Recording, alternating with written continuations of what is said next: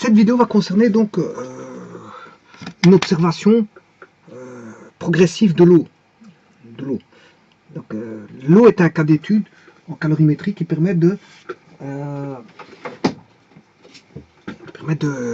tirer des petites conclusions et à partir de l'eau, étudier les autres corps. Donc l'eau, si vous voulez, constitue une base élémentaire d'étude.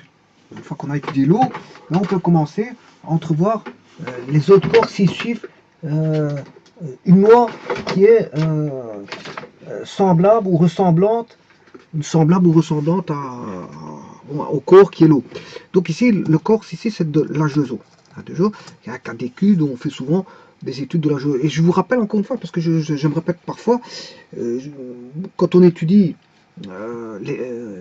certains corps en chimie, par exemple, quelle que soit la nature de l'étude qu'on fait, on étudie l'hydrogène, la molécule d'hydrogène, on étudie la molécule d'oxygène. Voilà, oxygène. Et puis, avec de l'hydrogène, l'oxygène, si on fait une combustion, on peut faire une combustion avec l'hydrogène et l'oxygène.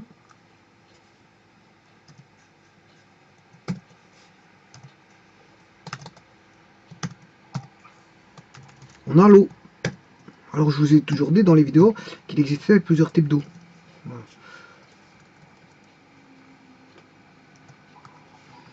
Alors ça, on peut avoir de l'eau. Et justement, l'eau, on peut faire plusieurs études sur l'eau. On peut étudier la masse volumique de l'eau, en fonction de la température. On peut étudier voilà, les forces intermoléculaires de l'eau. Voilà, la molécule d'eau. On peut étudier beaucoup de choses dans l'eau. Donc comment on peut étudier beaucoup de choses dans l'hydrogène et l'oxygène. Énormément de choses. La chimie étudie énormément de choses à partir de l'hydrogène, qui est une molécule simple, c'est pour ça, c'est une molécule simple. Ben, comme l'H2O, c'est une molécule simple.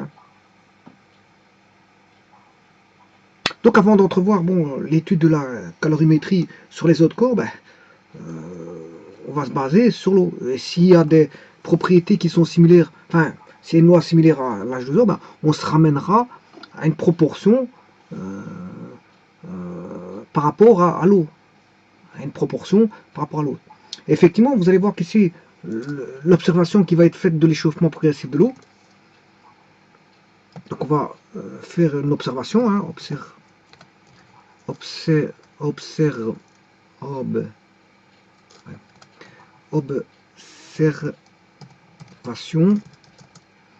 progressif. Bon, alors progressif, c'est au fur et à mesure. Progressif de l'eau. Donc observation progressive de l'échauffement. L'échauffement de l'eau. Ça veut dire que on va chauffer en fonction du temps progressif. Bon, il faudra la composante temporelle. Donc jusqu'à présent, la loi de la calorimétrie, je vais le mettre tout de suite, comme ça, tiré sur la base de l'eau, c'est delta T, delta Q est égal à la masse du corps. Ici c'est l'eau, c'est la masse d'eau, c'est la masse d'H2O. On a un corps qui est approprié, qui est connu, on a choisi de prendre l'H2O, masse d'H2O, fois, bien sûr, le C de l'eau, c'est qu'on appelle C0, je peux l'appeler C0, je peux l'appeler CH2O, fois la variation de température qui va se produire. Alors, on va, là, il n'y a pas la composante de temps. C'est vrai qu'ici, la température, si vous avez une température en degrés Celsius, c'est T.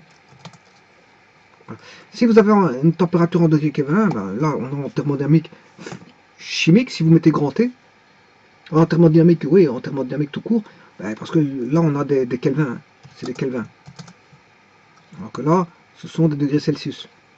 Bon, mais je vous dis ça pourquoi? Parce que je veux faire intervenir le temps, la composante temporelle. Et le temps, je vais l'appeler petit t aussi, je m'excuse, mais bon, aussi, je n'ai pas le choix parce que généralement, le temps c'était. De toute façon, il n'intervient pas dans la.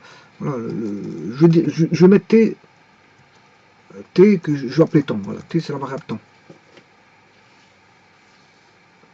toute façon, il n'intervient pas dans l'équation de voilà que vous avez ici, qui est l'équation de la loi fondamentale de la calorimétrie, qui est ici. Le temps, bon, on ne le retrouve pas là, dans cette équation-là. Par contre, j'aurais besoin d'un chrono. Je vais avoir besoin d'un chrono qui va déclencher après un certain temps, bien sûr, pour mesurer, bien sûr, pour faire intervenir le paramètre temporel. Donc maintenant, je vais faire un échauffement qui va être progressif. Comment? Je vais vous le dire tout de suite. Hein. Je vais faire chauffer à débit constant, il n'y a pas de problème. En faisant un échauffement à débit constant, ben, j'aurai un échauffement progressif. Bon, de quelle substance? Ben, j'étudie l'eau, ici. Bon, et on va aller dans le sens de l'échauffement. Ça veut dire qu'on va créer un échauffement. Donc il faut un apport extérieur de chaleur. Alors, maintenant, on commence à peaufiner petit à petit les lois de la calorimétrie. Elles se peaufinent, hein. Je veux dire, il faut de nombreuses vidéos pour entrevoir. Et si ça va confirmer les lois de la loi fondamentale de la thermodynamique. Ça va venir confirmer par l'observation progressive de l'échauffement de l'eau. Et vous allez voir comment on va faire apparaître les choses pour que la loi apparaisse sciemment et qu'elle apparaisse de manière simple,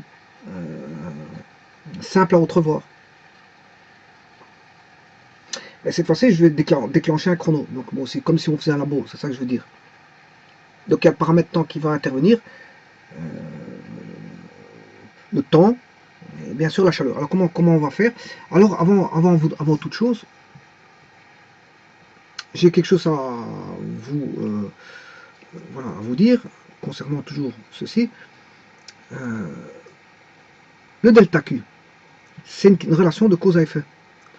Alors un delta Q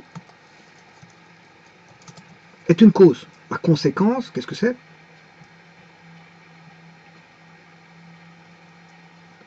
C'est un delta T. Alors je vous rappelle qu'il y a un système, je vais réchauffer un récipient d'eau.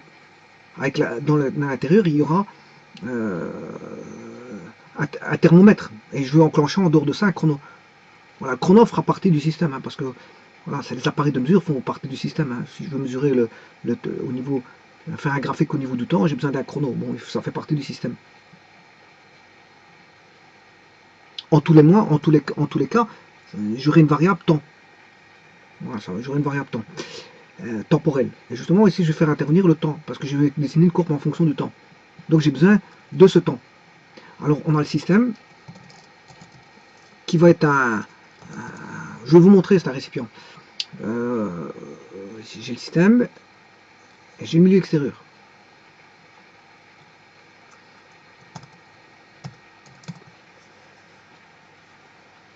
J'ai le système et j'ai le milieu extérieur. Bon. Alors, j'ai des paramètres du système qui sera bien sûr le temps, t temps. Voilà. J'aurai la température du système, la masse du système, bon, c'est de l'eau, hein, de la substance qui est de l'eau, et voilà. Et une chaleur, on aura une chaleur, Q. On aura une chaleur du système. Bien sûr, le système va passer d'un état initial à un état final. Bon, mais ici, ça va être un peu plus, voilà, un peu plus, je veux dire, je vais faire passer par de nombreux systèmes et étudier chacun des sous-systèmes en fonction du temps. Donc je vais comptabiliser le temps, c'est ça que je veux dire. Donc ce qui veut dire que j'aurai de nouveau chaque fois une transformation d'un système d'un état à un autre état. Donc le temps 0 il est là. Voilà. On va enclencher un chrono. Bon, un chrono analogique ou digital, peu importe, on s'en fout de ça. Bon, ici je mets un chrono analogique, c'est-à-dire une aiguille qui tourne. Bon, j'aurais pu mettre un chrono digital, ça changerait. Ça changerait. Voilà. Je n'ai pas besoin d'une horloge atomique pour faire une telle une courbe. Vous allez voir que la relation Elle est banale, c'est une bête relation linéaire, je vous le dis tout de suite. Là-dedans se cache une relation linéaire déjà. Voilà.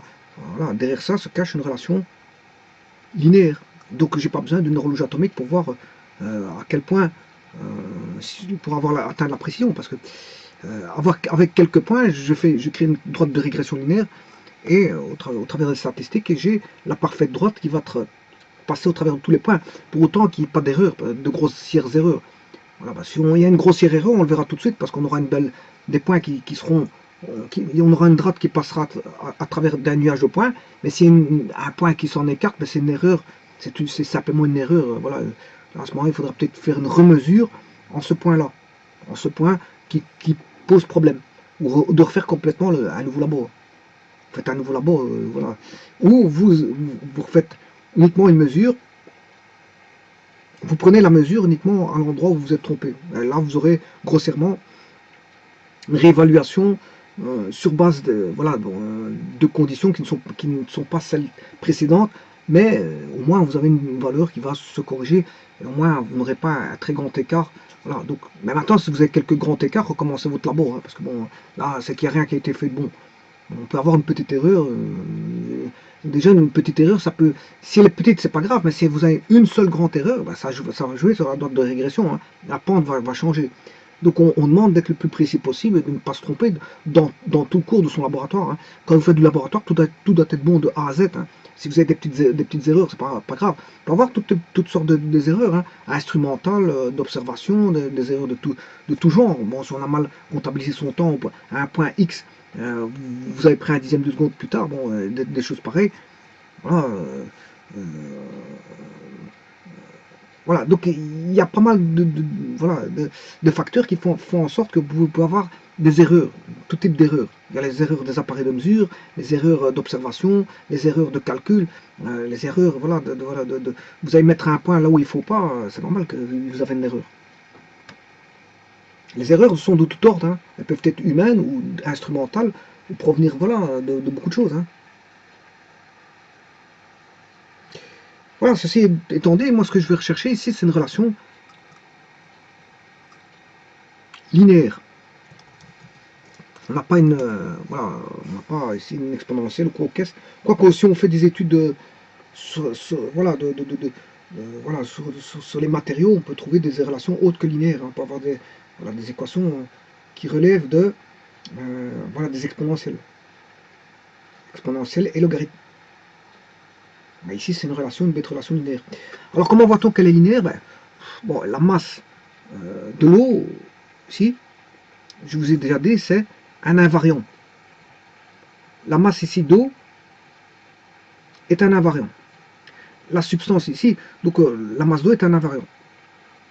Bon, la masse d'eau ne va pas changer d'un état à l'autre. Si vous faites 10 transformations, voilà, la masse d'eau reste telle qu'elle. Hein.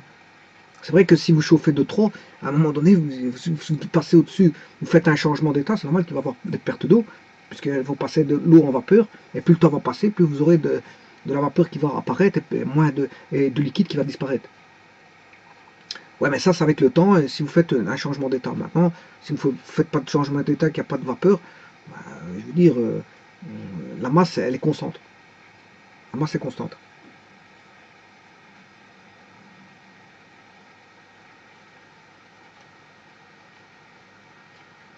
Voilà. Par contre, le C0, il peut varier en fonction de la température, mais voilà, dans des proportions infimes, et ça dépend, je veux dire, ça dépendra voilà, de certaines, voilà, de la zone de température, de la zone de température. Bon.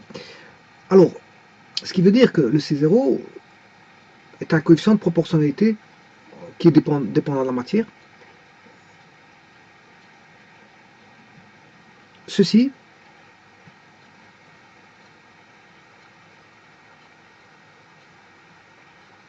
de là à là, la masse et le C0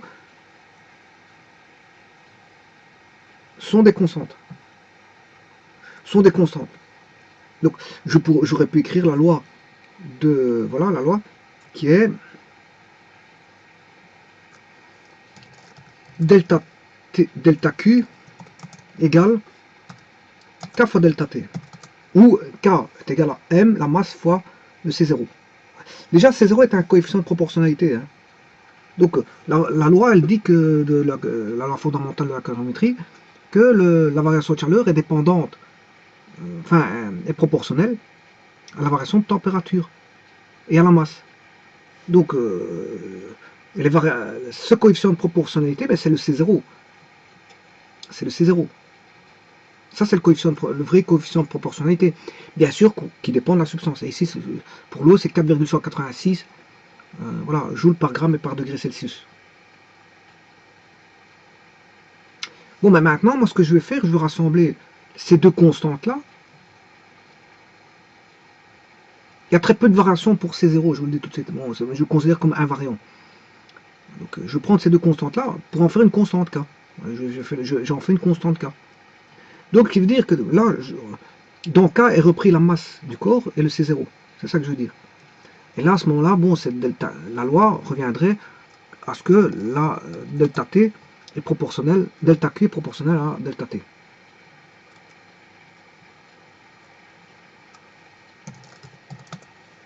Voilà. Alors, la masse est un invariant. La masse est un invariant. Et la substance, bon, c'est de l'eau, c'est un invariant, et son coefficient de substance est un invariant. Donc le C de l'eau est un invariant. Voilà, invariant. Que je considère comme invariant. Parce que bon, on pourra dire qu'à un moment donné, on aura peut-être des petites variations de C0, je vous dirai à quel moment. Donc voilà, on a ici considéré comme invariant. Voilà. Donc ce qui va varier, c'est la variation c'est la chaleur et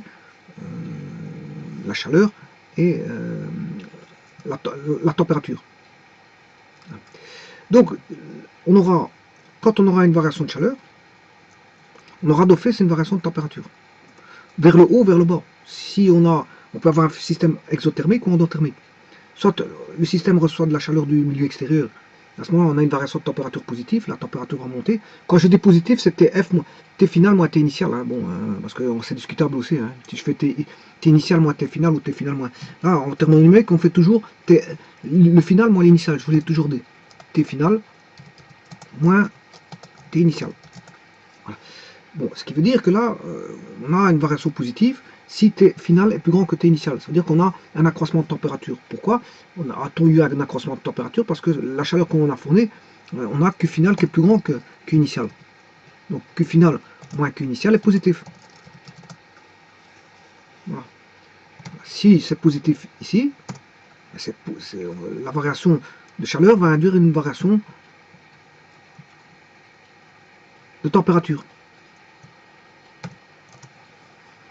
Et inversement, si voilà, donc là un accroissement de température est dû à une variation de chaleur positive. Donc apporter de la chaleur fait en sorte que le système, apporter de la chaleur à un système, c'est-à-dire le milieu extérieur va apporter de la chaleur au système, eh bien par contact, peu importe comment elle vient cette chaleur-là, on peut mettre en contact, on peut faire un apport de chaleur via une source de chaleur, un apport de chaleur via une source de chaleur, peu importe, on s'en fout de tout ça. Mais on sait bien que le milieu extérieur apporte le milieu extérieur, ça peut être un sous-système. Ça peut être un sous-système qui est en contact avec le système. Et donc il transfère son énergie d'un sous-système vers le système à étudier. Donc la variation de température, si le milieu extérieur apporte, qui peut être un sous-système, apporte de la chaleur au système, là, on a une variation de température qui va s'accroître, on a un système qui est exothermique, c'est-à-dire qui va s'enrichir en énergie calorifique. Maintenant, inversement, si Q final moins Q initial est négatif, ça veut dire que Q final est plus petit que Q initial, ça veut dire que Q initial est beaucoup plus grand, ça veut dire qu'on a une chute de chaleur, ça veut dire que le milieu extérieur a absorbé de l'énergie du système. Ça veut dire à ce moment-là, la température du système, elle a chuté. Tf moins Tin devient négatif, parce que T final est plus petit que T initial. Voilà, on va dire ça comme ça. Et là, on a un système endothermique. Donc le système peut être soit endothermique ou exothermique. Soit le système va pomper de l'énergie du milieu extérieur, ou absorber de l'énergie du milieu extérieur, ou il va fournir de l'énergie au milieu extérieur, ou le système va céder, ce qu'on appelle céder, fournir, céder, voilà, c'est toutes les terminologies voilà, qui disent qu'on a un transfert calorifique d'un système à un autre. À ce moment-là, si le système fournit de l'énergie, il est actif. On a affaire à une source de chaleur. il est actif. Il est actif. Alors qu'un système passif, bon, capte la chaleur. Un système passif capte la chaleur, un système actif fournit de la chaleur. Voilà. Il devient un apport calorifique. Il devient une source de chaleur. Une source de chaleur. Alors, on a bien la proportion delta Q. Donc ici, le delta Q, qu'est-ce que c'est? C'est une relation de cause à effet. On va voir une cause, qui est la variation de chaleur, qui va induire une variation de température. Bon. Et alors, ce que je voulais dire là-dessus, c'est qu'on a une relation de cause à effet. Qui est la cause? C'est la variation de chaleur. Et qui est l'effet? La variation de température. Voilà.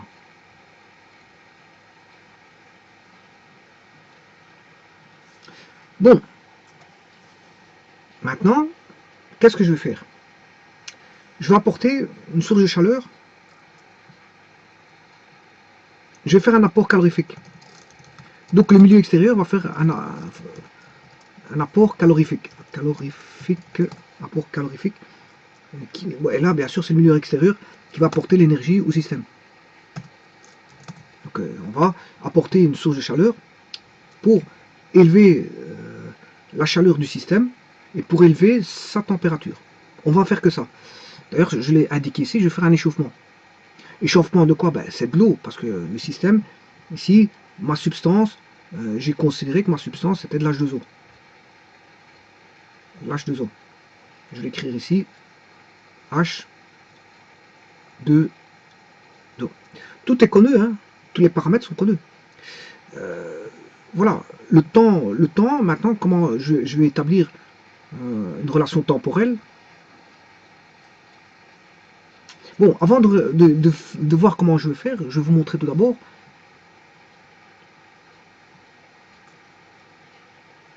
comment on peut produire ce système. Comment on va le ménager pour qu'il soit existant et qu'on puisse établir des observations au travers de prises de mesure. Eh bien, on va prendre un récipient. Un récipient. On va y couler, bien sûr, de l'eau, donc de l'H2O, hein, parce que la substance est connue, c'est un invariant, et on va mettre une masse M. Alors, on va mettre M kg.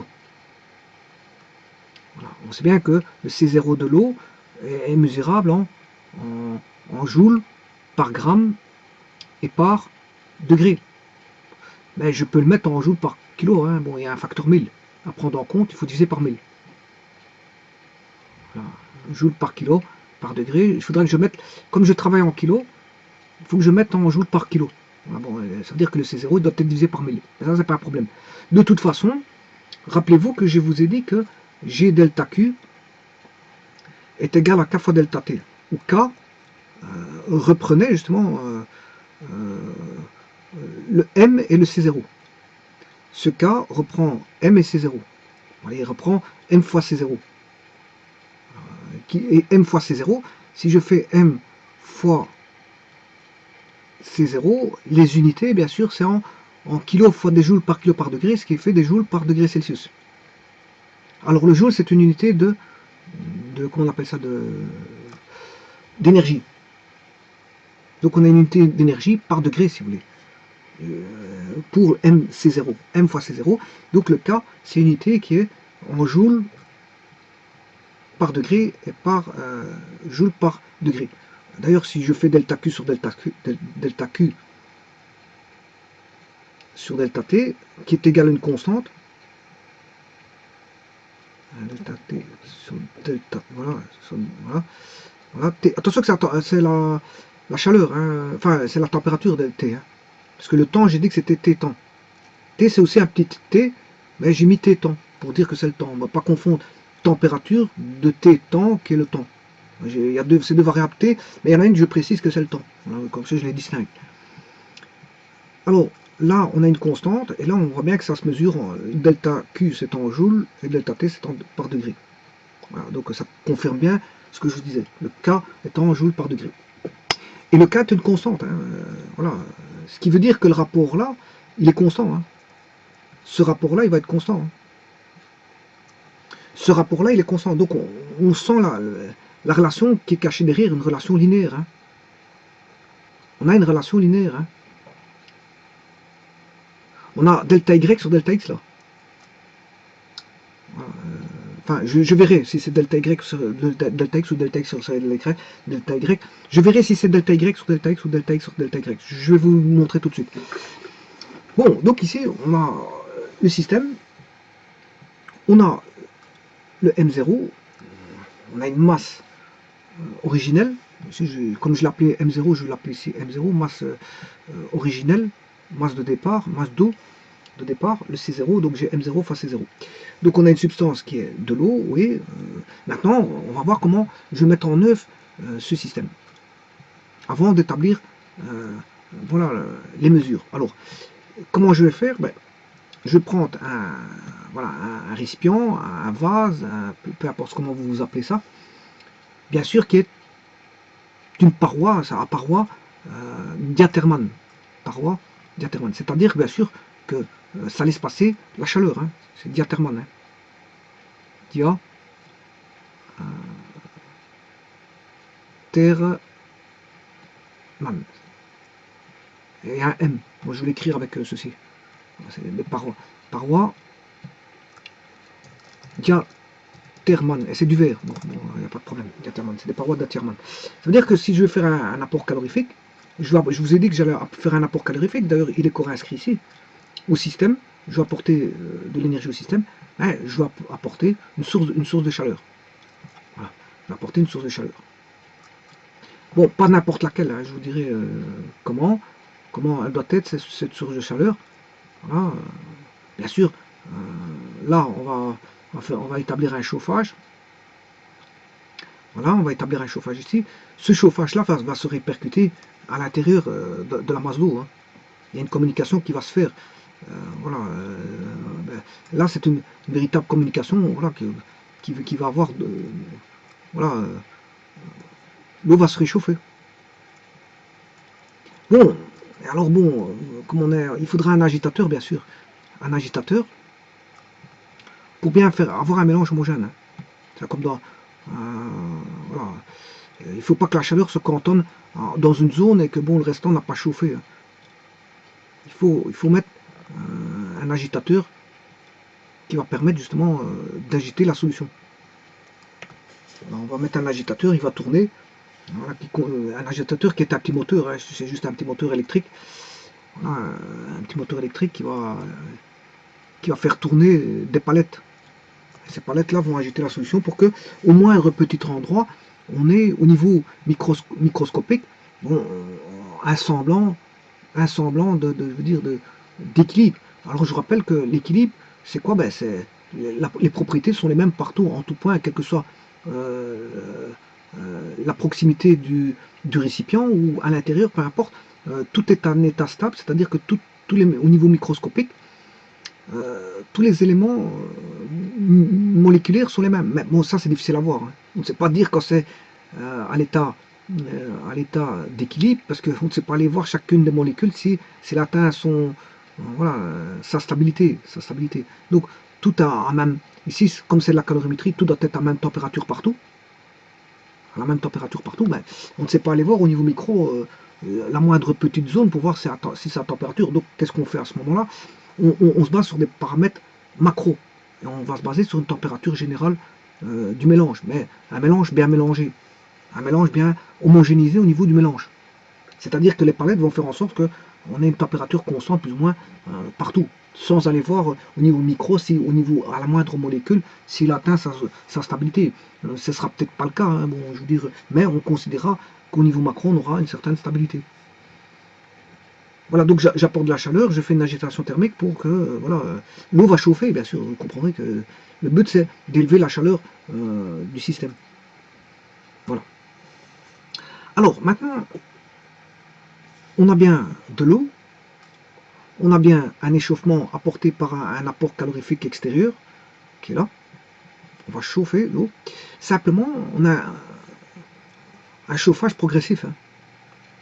Bon, voilà. Donc le système est mis en place. Donc la température va s'élever, donc je vais mettre un thermomètre.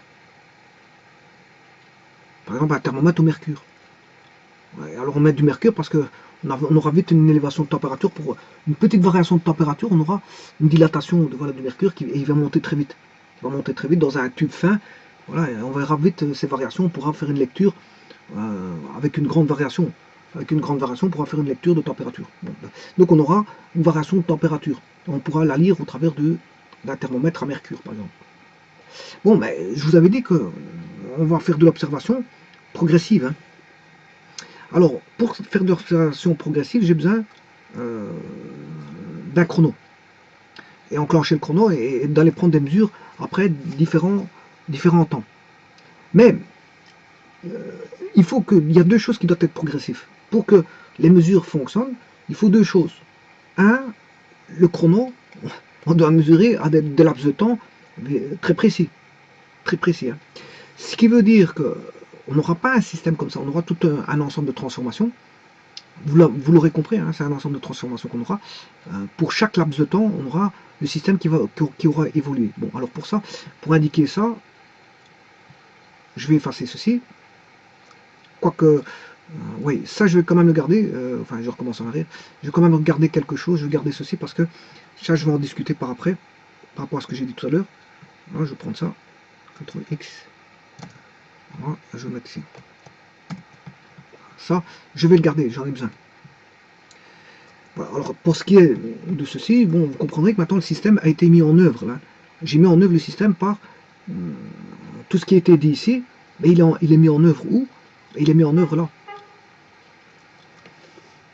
Donc d'un point de vue d'abstraction, pour signifier un système avec son environnement et ses grandeurs qui lui sont liées, mais j'ai fait là c'est de l'abstraction.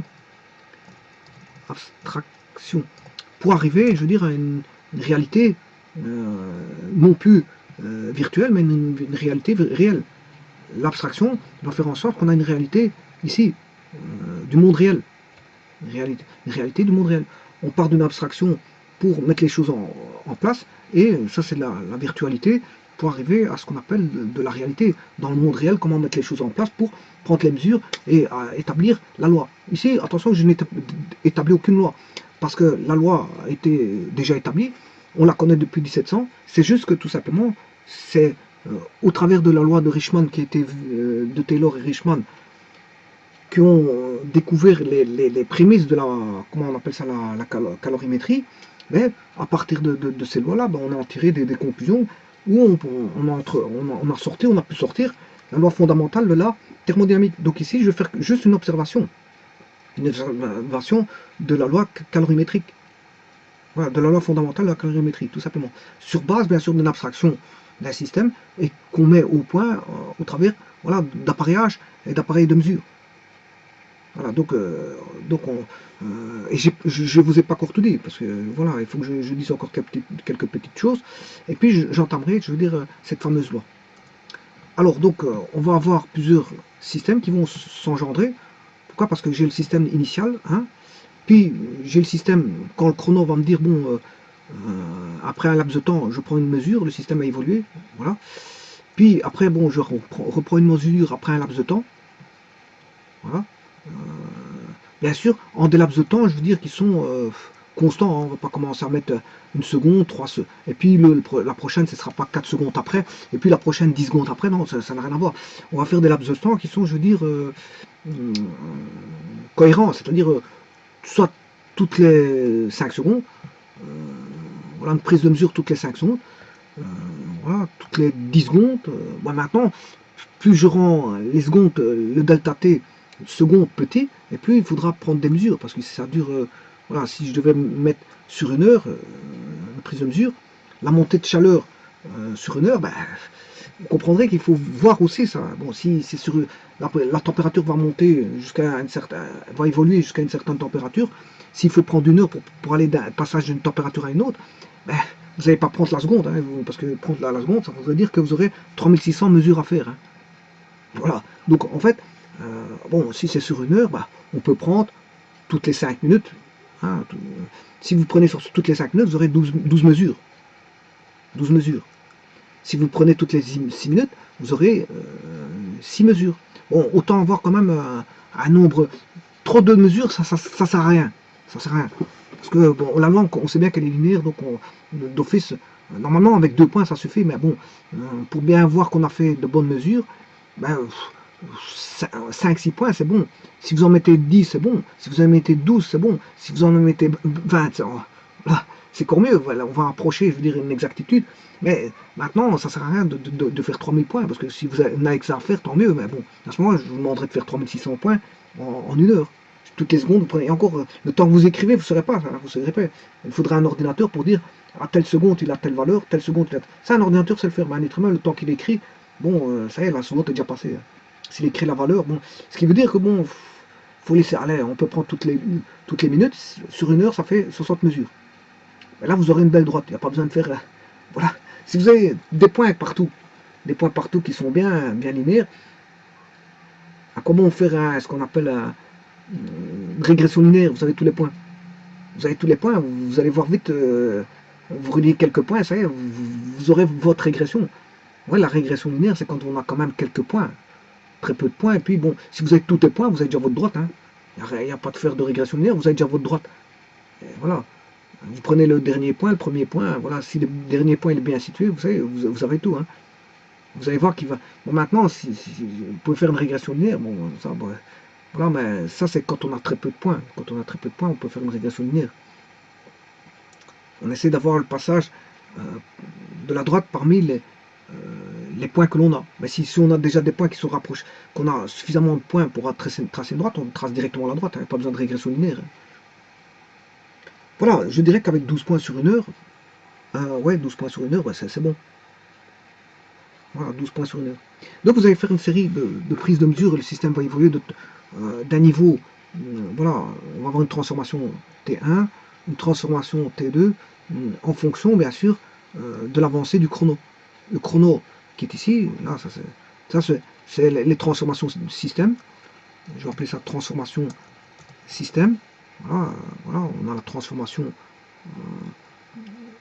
là, c'est l'initiale, transformation initiale, le système initial, voilà, il passe voilà, à un système 1, système 1, avec une transformation T1, voilà, là j'ai une transformation, j'ai le système, on arrive à un système 2 via, alors les transformations, je peux les appeler ici j'ai T1, alors SI, je peux l'appeler S0, hein. C'est la situation 0. Alors bon, j'aurai la transformation T2. T2, et bon, bien sûr, je peux faire une dernière transformation. Entre j'ai 3 petits points. Le système va évoluer de la même sorte jusqu'à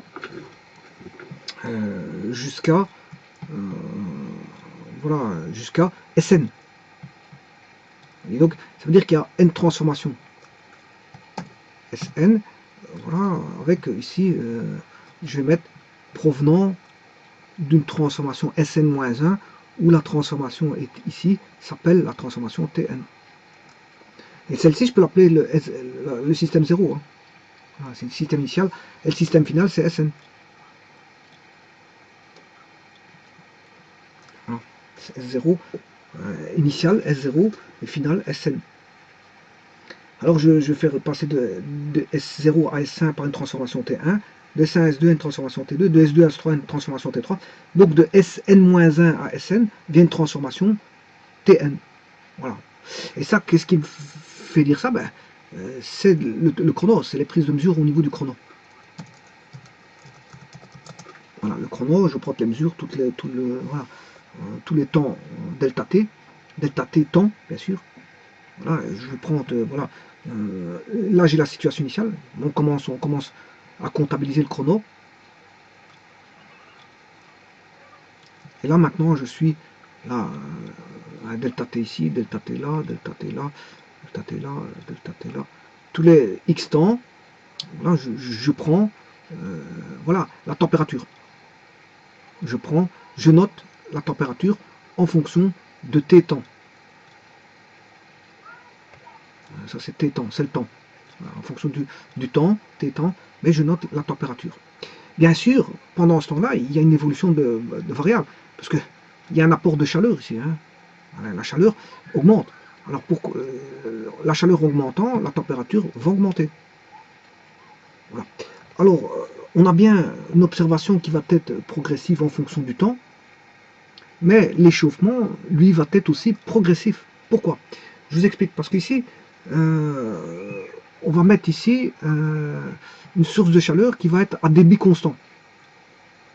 Alors, on va mettre un débit constant. Alors, en faisant un débit constant, la chaleur va augmenter en fonction du temps de manière linéaire. Parce que ça, c'est fondamental, ça. Hein. L'hypothèse ici d'un débit constant, c'est fondamental. Hein.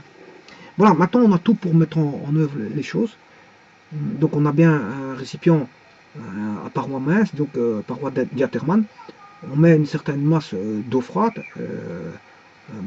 Quand je dis eau froide, bon, c'est, je sais pas, on va mettre à 12 degrés. 12 degrés.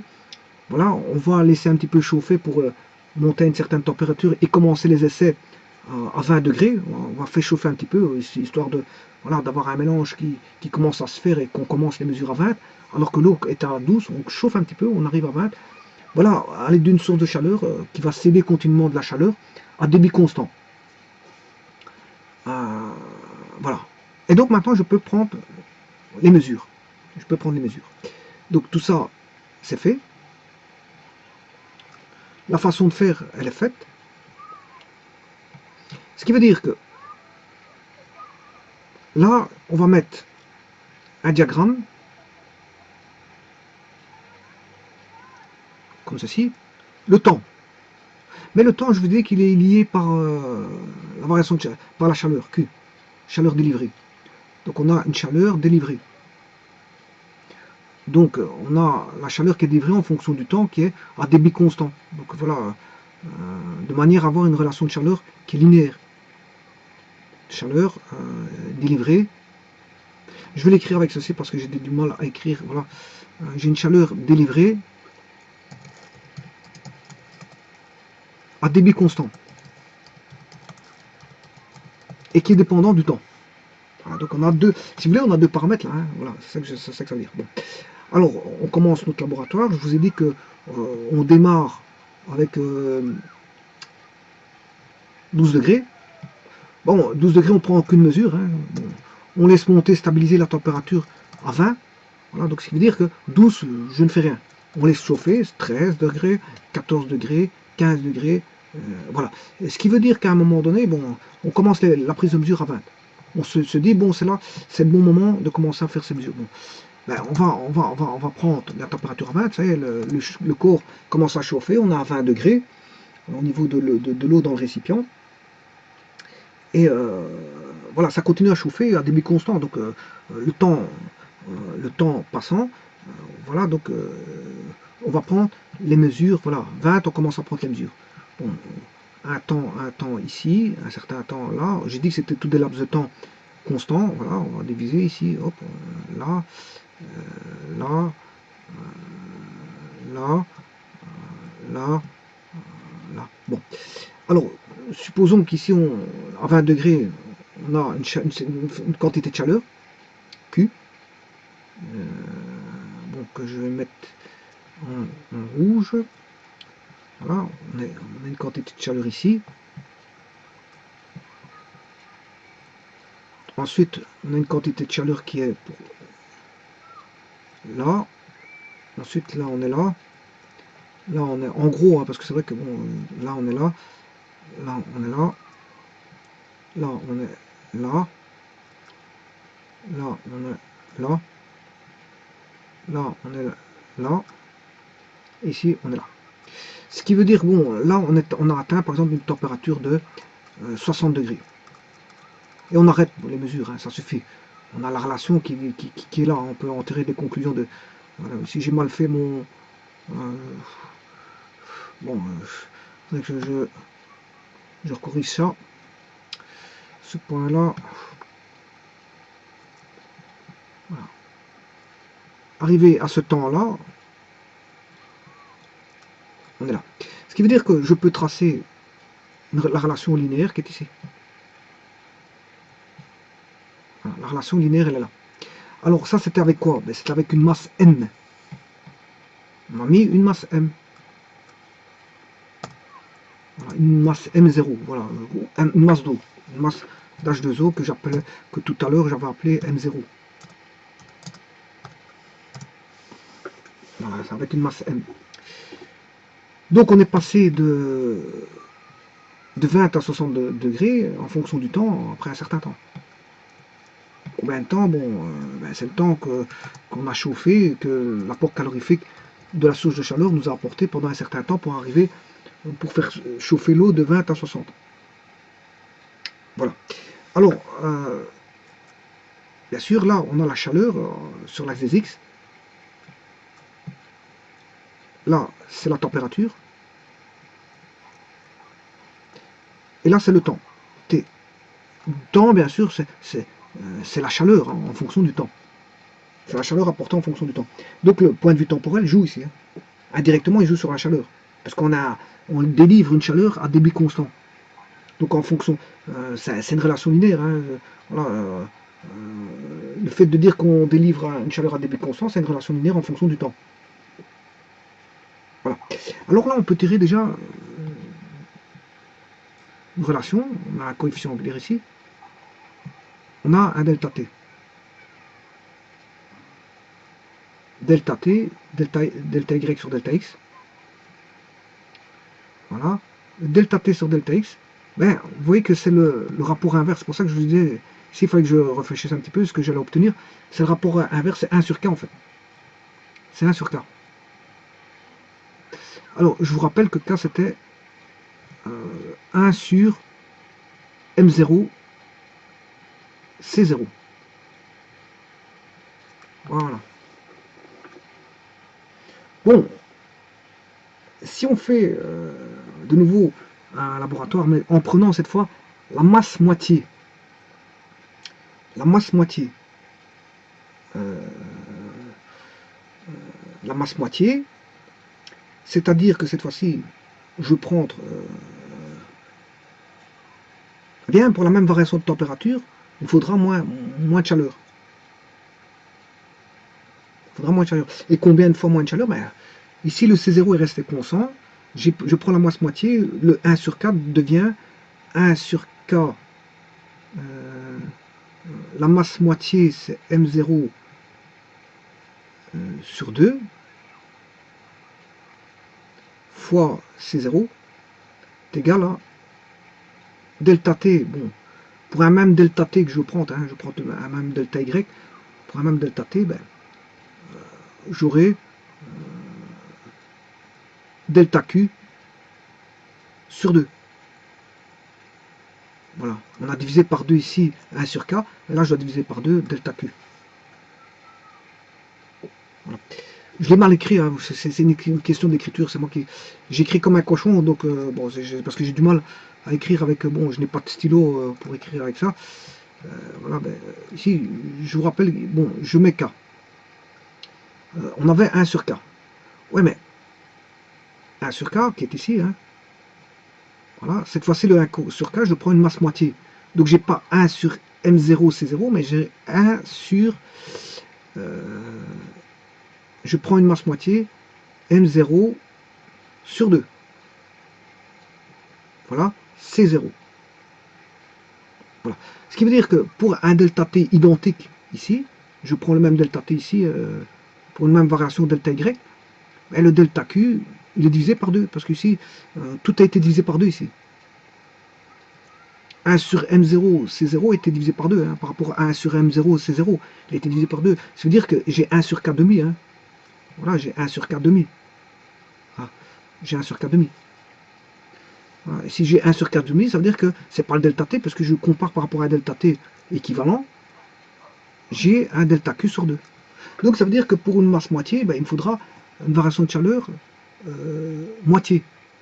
Ben, ça on peut le faire, c'est pas un problème. On va tracer ceci.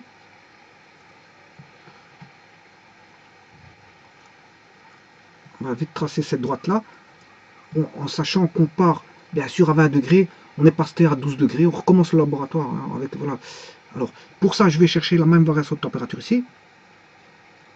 Bon, je vais chercher ici en orange. Ce delta T ici, je vais le mettre là.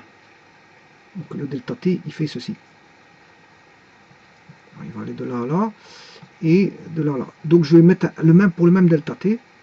Voilà. Le delta Q qui est ici.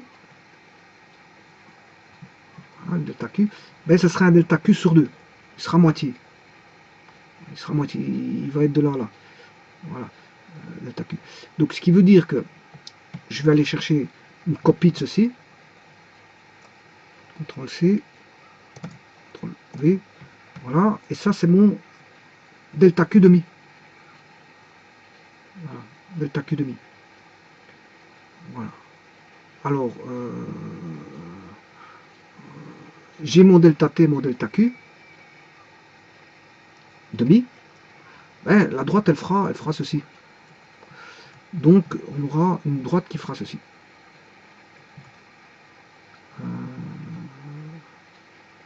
Faut que j'aille ici. Voilà. Je dois avoir delta T, qui est là, et delta Q demi.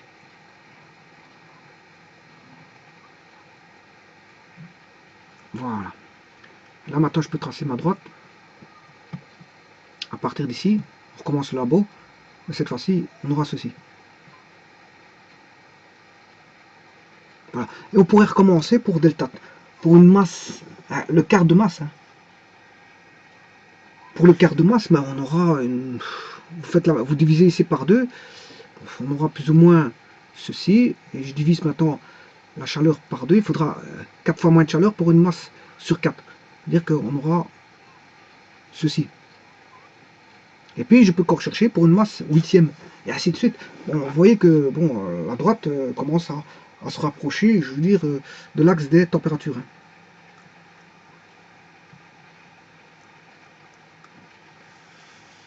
Donc ça veut dire que plus la masse est petite, et plus on se rapproche de l'axe des X. Hein. Voilà. Alors quand est-ce qu'on aura ceci? C'est quand on ne fournira plus, il n'y aura plus de delta Q. Pour une variation de température, il n'y aura plus de delta Q.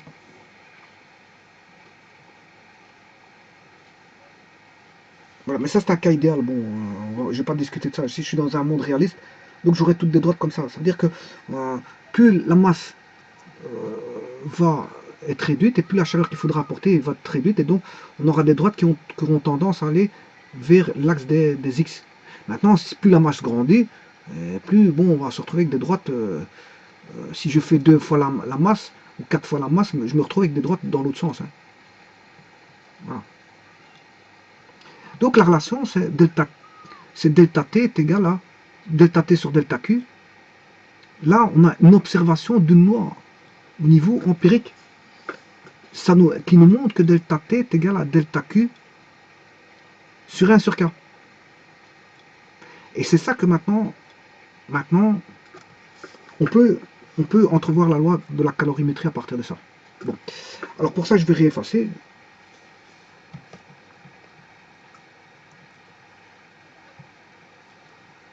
Et je vais écrire la loi de la calorimétrie, enfin, par rapport à l'observation. Hein. Ouais. Le système que j'ai fait ici, bon, enfin, le système qui est là, c'est pour découvrir, enfin, corroborer la loi de la calorimétrie. Et je vais le faire tout de suite. Donc on a delta T, voilà, sur delta Q. Bon, voilà. Et ça, c'est égal à 1 sur K. Bon, mais K, je vous ai dit que c'est 1 sur la masse M0, C0, qui est une constante. Hein. Voilà. Ce qui veut dire que, voilà, ça c'est la constante. Donc on a dit que quand la masse, ça c'est une constante, hein, C0, qui dépend de la substance, quand on augmentait la masse, ben, la variation de chaleur qu'on avait besoin devait être plus grande. Il fallait plus d'apport de chaleur pour avoir la variation de température pour passer de 20 à 60. Oui, j'ai oublié de vous dire quelque chose. J'ai oublié de vous dire quelque chose. Comme on a un débit constant, si je devais mettre un temps X pour, voilà, pour une masse M0, mais j'ai un temps X2, parce que c'est un débit constant qui va en fonction du temps pour avoir M0 sur 2. Hein. Voilà, j'aurai X sur 4 pour avoir M0 sur 4.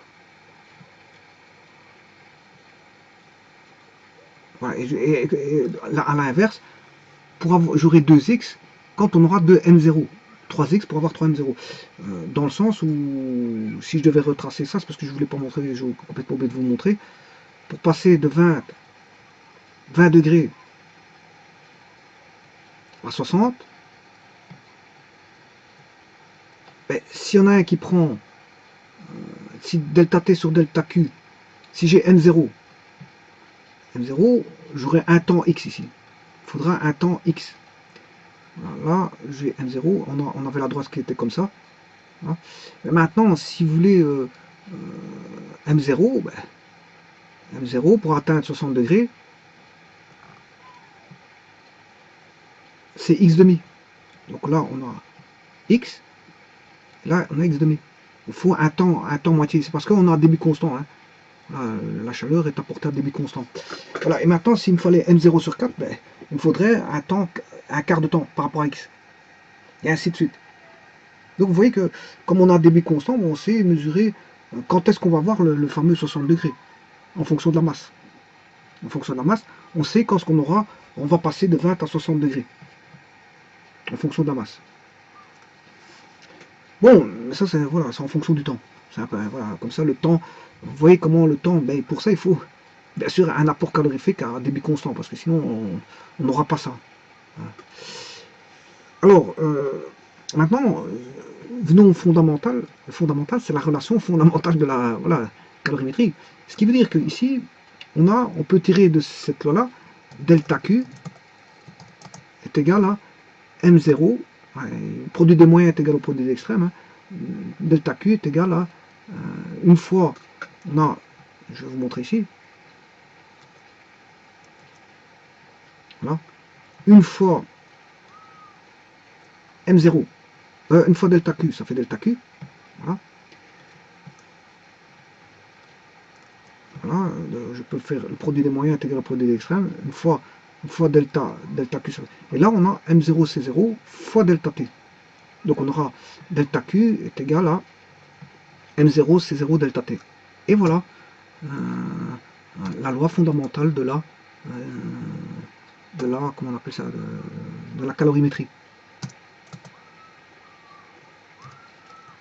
Elle corrobore bien ce que j'avais vu auparavant avec les lois de Taylor et Richman, en partant des températures d'équilibre. Mais là, voilà, on a bien ceci, M0.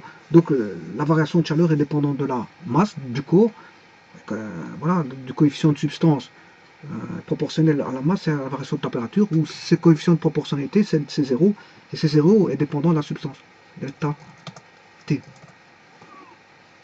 Alors maintenant, ça c'est valable pour l'eau, et vous verrez que bon, on va comparer les autres substances par rapport à l'eau, et de se dire que ce qui va changer par rapport à la loi fondamentale, c'est juste le coefficient C de proportionnalité entre de la chaleur par rapport à la masse et la variation de température. Donc il n'y a que le C qui va changer.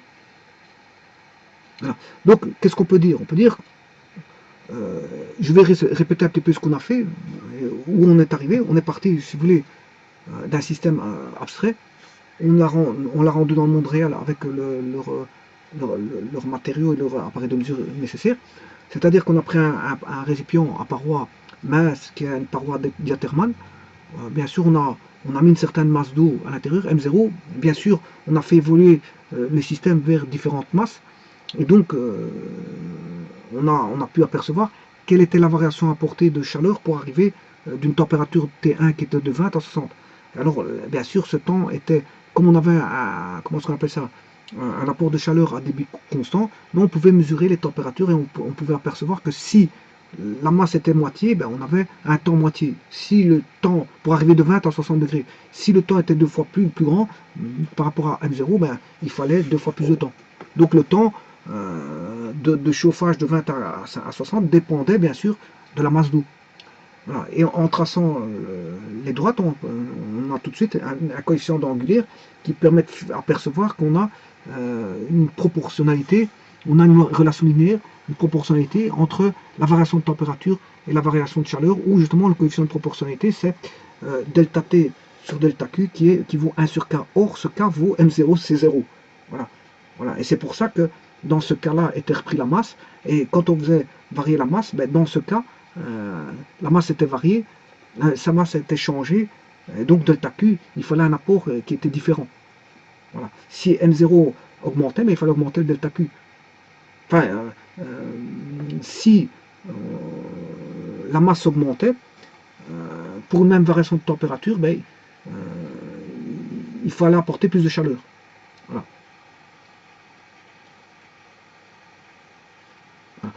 Donc voilà, il fallait apporter plus de chaleur. Maintenant, si la masse diminuait, mais il fallait apporter moins de chaleur. Parce que la chaleur était divisée par 2 si on avait une masse moitié. La chaleur était démultipliée par un facteur M, par un facteur, on va dire, P, un facteur P, si la masse était démultipliée par un facteur P. Voilà. Et que si la masse était démultipliée par un facteur P, ben, il fallait voilà, un temps plus long pour réchauffer une masse d'un facteur P. Et comme c'est un débit constant, on s'est trouvé le temps pour lequel il faut chauffer pour passer d'une certaine température à l'autre, toujours à la même température. Hein. Si on commence à 20, il faut terminer toujours à 60 pour justement faire des relations, des comparaisons. On fait des comparaisons par rapport à 20 et 60. Sinon, bon, ça sert à rien de faire ce qu'on vient de faire. Hein. Si vous prenez une fois à 80, une fois à 90, une fois à 100, ça rime à rien. Voilà, on se base sur une variation de température qui est quand même, je veux dire, voilà, une constante, de 20 à 60. Toujours de 20, comment c'est l'observation d'un passage de température de 20 à 60. Alors, on supposait que l'eau était à température de 12, on l'a fait monter à 20 pour qu'elle soit stabilisée, et quand elle avait atteint, donc on enclenchait donc, le chrono et on déterminait la température de l'eau à des moments régulièrement, je veux dire, à des moments, on va dire, à des intervalles de temps réguliers. Voilà. Donc, après des intervalles de temps réguliers et égaux, bien sûr, hein, on essaye d'avoir le maximum comment est-ce qu'on appelle ça, de précision au niveau de la prise de la mesure du temps, jusqu'à ce qu'elle dépasse donc le 60. Et ensuite, qu'est-ce qu'on fait? L'agitation, elle se faisait toujours, hein, on agitait toujours l'eau pour que sa température soit bien homogène dans tout le, comment on appelle ça, dans tout liquide, hein, dans tout l'eau. Voilà. Alors, on avait un agitateur dedans, et on a porté ces résultats dans un graphique, et on a trouvé des points qui étaient situés sur une droite, ce qui nous permettait de dire qu'on avait une relation linéaire, et que on pouvait retirer de là la relation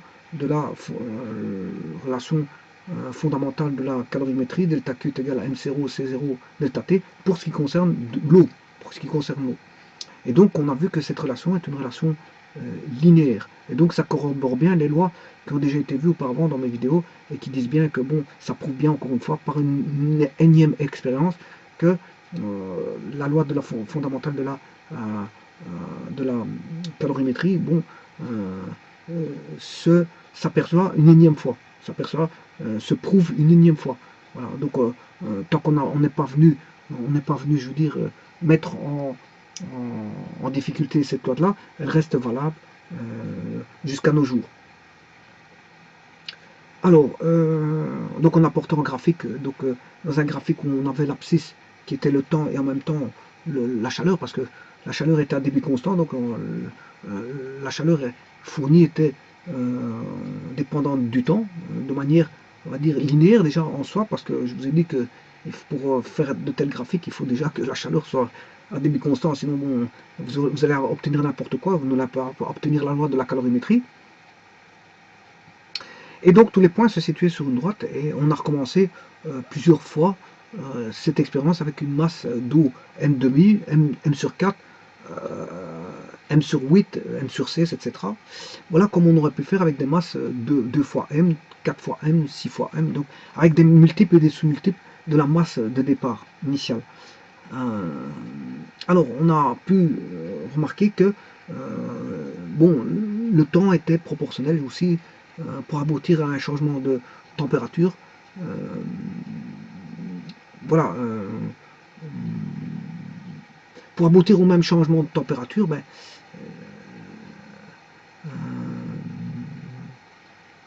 qu'il fallait que la moitié du temps, par exemple, si je passe de m à m demi, voilà, il fallait voilà. Donc il fallait pas le même temps. Le temps n'est pas le même. On n'avait pas x pour m et x pour m demi. On n'a pas le même temps du tout. Chose qu'on aurait pu croire, non. On remarque, bon, quand on passe de m à m demi, ben, le temps de chauffage sera plus petit. Voilà, et de moitié. Le temps de chauffage sera de moitié. Alors si on devait passer à m sur 4, ben, le temps sera le quart de temps pour chauffer m. Voilà, et ainsi de suite. Pour chauffer une masse m sur p, ben, il faudra un temps p sur 8 par rapport au chauffage de la masse. Par rapport au temps, il faudra un temps sur p pour chauffer une masse égale à la masse initiale divisée par p. Voilà. Alors ici, on voit bien que la quantité de chaleur délivrée par la source de chaleur est proportionnelle donc au temps, c'est normal parce que c'est un débit constant, c'est un temps d'échauffement, bon, qui a voilà, on a un temps d'échauffement, on a une chaleur qui est proportionnelle au temps d'échauffement, c'est normal parce qu'on est à débit constant. Voilà. Alors là, on a pu remarquer aussi que clairement qu'il faut toujours délivrer une certaine quantité de chaleur, delta Q, pour produire un changement de température. Donc la variation de température est la conséquence de la variation de chaleur. Voilà. Donc bien sûr pour une masse d'eau déterminant M. Alors on a vu que plus le delta Q est réduit à... Si on réduit la chaleur de chaleur moitié, de delta Q à delta Q demi, pour un même changement de température, delta T, quand la masse quant à la masse, elle passe bien sûr de M à une réduction M demi. Donc ce qui nous fait dire que la quantité de chaleur que l'on doit fournir est proportionnelle à la masse, et ceci confirme la loi delta Q est égal à M0 fois C fois delta T. Donc de ce fait, l'expérience que j'ai vue sur une vidéo précédente concernant les lois de Taylor et Richman avec l'équilibre des cours, ben, cette expérience-ci vient corroborer l'expérience de Taylor et Richman avec les mélanges d'eau chaude et d'eau froide qui permet d'affiner la loi de la calorimétrie parce qu'ils n'étaient pas au top au niveau de la loi, ben, ils avaient une loi d'équilibre, une loi, on va dire, expérimentale, d'équilibre, mais ils n'avaient pas la loi finalisée, chose que je suis parti de leur loi pour la finaliser au niveau de la delta Q égale MC delta T à partir de leur équilibre, d'eau chaude et d'eau froide, mais et inversement, on peut partir de delta Q égale MC delta T pour retrouver la loi de Taylor et Richman. Ben, donc en fait, Taylor et Richman sont les prémices de la calorimétrie en se posant la question d'état d'équilibre d'un corps chaud et d'un corps froid. Ils ont pu tirer des lois, et ces lois-là, qui sont des lois expérimentales, ont aidé à l'avènement de la calorimétrie de retomber sur cette fameuse loi delta Q est égal à M0, c'est delta T.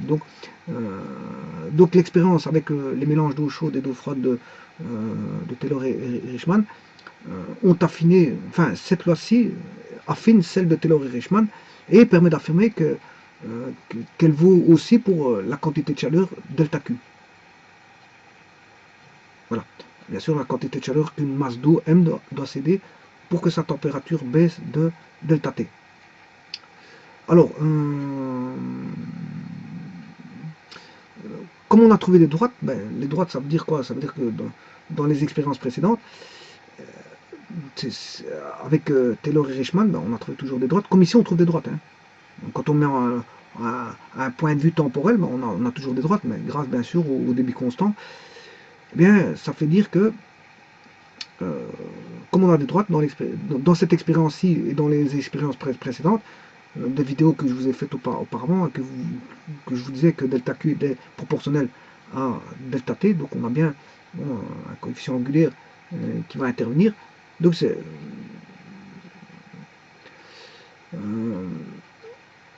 on peut dire que la variation delta T sur delta Q est constante.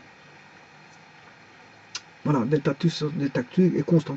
Delta T sur delta Q est constant, mais delta Q sur delta T est aussi constant.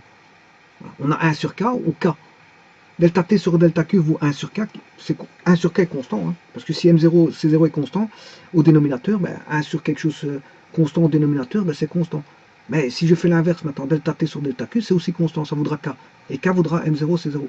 Voilà, donc en fait, c'est tout à fait normal qu'on trouve des droites, parce que on voit la linéarité est liée par la constance ici, on a une constante. On a une constante. Dès le moment où on a une constante, ben, c'est qu'on a un effet de proportionnalité, on a une proportionnalité qui existe. Donc c'est une loi proportionnelle, si vous voulez. C'est une loi proportionnelle.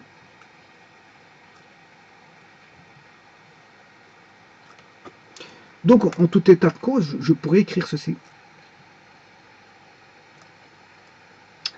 Puisque c'est une loi proportionnelle,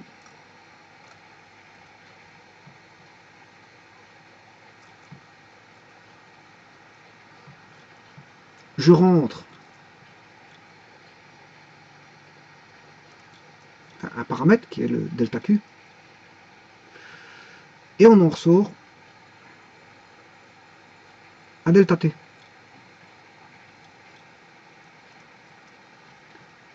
Donc si j'ai un delta Q, voilà, ici je vais sortir un delta T. Voilà. Et en fait c'est juste une loi qui est tout simplement voilà, proportionnelle. Hein. C'est voilà, c'est proportion. Proportionnalité.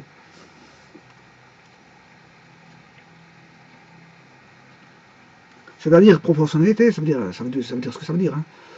Les valeurs vont soit, si vous augmentez le delta Q, les valeurs delta T, variation de température va être croissante. Hein. Ceci. Si la variable delta Q augmente, ici, bien sûr à débit constant, hein, encore une fois, c'est l'hypothèse qu'il faudra prendre en calorimétrie, c'est à débit constant. Et là, on a un paramètre température qui va partir d'une température T1 et arriver à une température voilà, finale. Donc j'augmente la chaleur, et la température va monter d'un niveau T1 à un niveau T2.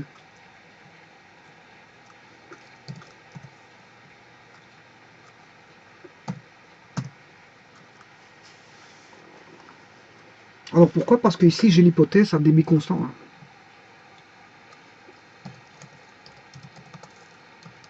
J'ai une source de chaleur à débit constant. Voilà, et donc là, si vous avez une source de chaleur à débit constant, vous augmentez la chaleur, ben, vous aurez une loi de proportionnalité. La température va monter de T1 à T2 avec une variation delta T qui est T2 moins T1. Ce qui veut dire que bon, si vous êtes dans une usine, il est assez aisé de monter la température. Hein. Voilà, au travers d'un tableau de chaleur, voilà, on apporterait par exemple la chaleur au travers d'un bouton. Voilà, je tourne le bouton et en fonction de la positionnement du bouton, ben, j'ai le différentiel de température dont on a besoin. Voilà. Donc on aura, si vous voulez, c'est bien ce que je disais auparavant, on aura une réponse, mes variables ici deviennent un signal, hein, deviennent un signal d'entrée. Via un signal d'entrée de chaleur, j'apporte la chaleur nécessaire en augmentant ou en diminuant la chaleur. Voilà, à ce moment-là, je peux passer d'une température T1 à T2 ou d'une autre température. Je peux même diminuer cette chaleur-là. Hein, si je suis ici, par exemple, je peux faire un différentiel négatif. Voilà, en tournant le bouton dans l'autre sens. Voilà, je réduis la chaleur. Ben, si je réduis la chaleur, bon, on réduit la température. Donc voilà, et ça, vous avez ça un peu partout, dans les voitures, vous voulez de la chaleur dans la voiture, voilà, vous ramenez au travers d'un bouton, vous, vous appuyez sur, enfin vous mettez au niveau du 1, du 2, du 3. Maintenant, voilà le système qui va apporter la chaleur, il y a une multitude de façons de faire. Hein. Voilà, on peut avoir voilà, le bouton, et peut-être si vous appuyez sur un bouton, enfin, si vous pouvez avoir des boutons où on peut avoir des précisions, voilà, peut-être sensibles, hein, peut-être sensibles. Maintenant, vous pouvez avoir grossièrement un système qui vous apporte de la chaleur avec des clapets en mettant 1, 2, 3. Bon, on a un système de clapets qui fait que, bon, voilà, avec des résistances. Vous avez une résistance R1, voilà, en mettant ici sur le 1, vous avez une résistance chauffante R1. Vous mettez ici, vous avez une résistance plus importante en mettant, je ne sais pas, en série R1 plus R2 par exemple. Voilà, la résistance. Non, je m'excuse, si vous mettez R1 plus R2 en série, la résistance sera beaucoup plus grande, donc on aura moins de courant. Donc voilà, c'est plutôt en parallèle. Vous allez mettre en parallèle, non pas en série, mais en parallèle, R1 et R2. Voilà, vous allez mettre en parallèle, pas en série, je m'excuse.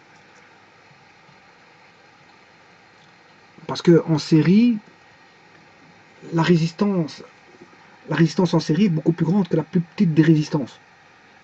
Ça veut dire que si la résistance totale en série est beaucoup plus trop grande, le courant de passage sera petit. Donc justement, qu'est-ce qui fait le chauffage au niveau des résistances? C'est le courant de passage. Plus vous avez du courant de passage, plus c'est chaud. Parce qu'on a la relation de Joule Eric arrêté.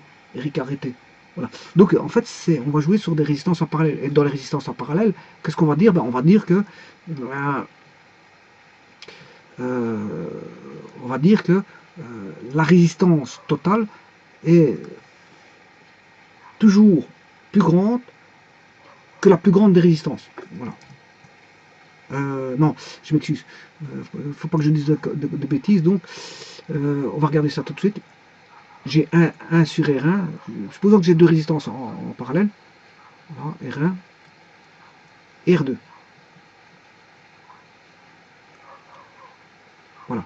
J'ai R1 ici, R2. Voilà. Supposons qu'R1 fait 5 ohms et celui-ci 7 ohms. La plus grande, c'est 7. Donc si je fais 1/5 plus 1/7, voilà, je vais mettre au même dénominateur. Je vais l'écrire comme ça parce que bon, je suis en train d'écrire une écriture sur l'autre. J'aurai 1/5 plus 1/7, c'est-à-dire que j'ai 7 plus 5, 35e. 7 fois 5, 35, ce qui fait que j'ai 12 35e. Voilà, et ça c'est l'inverse de la résistance équivalente. Pour avoir une résistance équivalente, je dois inverser, ce qui fait 37 douzièmes. 35 douzièmes. Voilà, et 35 douzièmes, bon, c'est au-delà de 12, 24, 36, c'est presque 3 ohms. 3 ohms. Donc 3 ohms est beaucoup plus grand que dans les résistances en parallèle. Euh,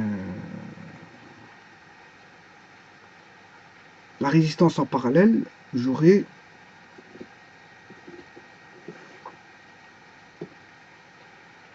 3 ohms. Voilà, mais 3 ohms est beaucoup plus petit que 5 et 7. Est plus petit que 5 et 7. Voilà, donc je diminue ma résistance. Donc en mettant des résistances en parallèle, je diminue la résistance, donc le courant de passage est beaucoup plus grand. Donc ce sont des résistances en parallèle. Donc on peut avoir des systèmes, bon, soit à clapet, hein, où vous ramenez, voilà, on peut ramener la chaleur d'un clapet, puis d'un deuxième clapet qui s'ouvre, troisième clapet qui s'ouvre. Mais maintenant on peut avoir bon, chacune des clapets ramenant une certaine chaleur, bon, les chaleurs vont s'additionner, mais ici, bon, je mets à résistance. Voilà, je peux mettre un four qui va ramener, voilà, de la chaleur, diminuer voilà, la chaleur provenant d'un four ou de la diminuer, mais je peux avoir des résistances, un chauffage par résistance par la loi de Joule.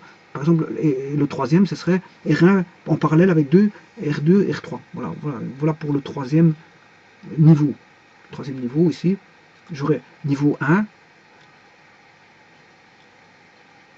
niveau 2 et niveau 3.